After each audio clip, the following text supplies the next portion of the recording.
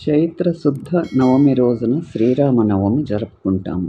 శ్రీరామచంద్రమూర్తి జన్మించిన రోజున మనము శ్రీరామనవమి పండుగ జరుపుకుంటున్నాము.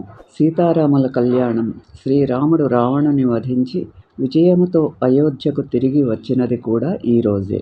మరునాడు అనగా నవమి తరువాత దశమి రోజు శ్రీరామ పట్టాభిషేకము జరిగినది. ఈరోజు ప్రతి హిందువునకు మరువరాని అత్యంత సంతోషకరమైన రోజు.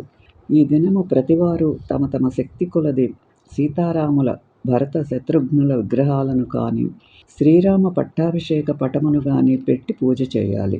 పూజా విధానము: పూజా మందిరంలో పీట పైన కడిగి పసుపు రాసి కుంకుమతో అలంకరించి, పీట మధ్యలో చందనముతో అష్టదళ పద్మమును రాయాలి. దానిపైన నూతన వస్త్రమును పరిచి బియ్యం పోసి మధ్యలో కలశం ఏర్పాటు చేయాలి.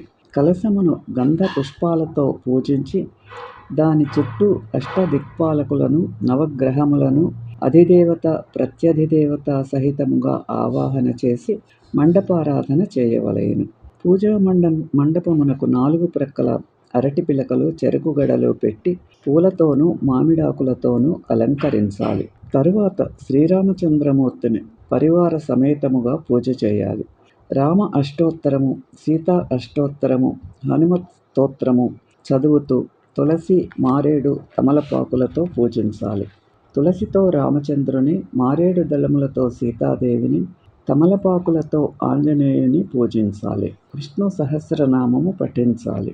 నైవేద్యము: పానకము, వడపప్పు, చక్కెర పొంగలి, చెరుకు ముక్కలు నైవేద్యమిచ్చి కర్పూర హారతినిచ్చి ఈ విధముగా అతివైభవముగా శ్రీరామనవమి జరుపుకొనవలెను. వీడియో మీకు నచ్చితే లైక్ చేసి, షేర్ చేసి, సబ్స్క్రైబ్ చేయండి.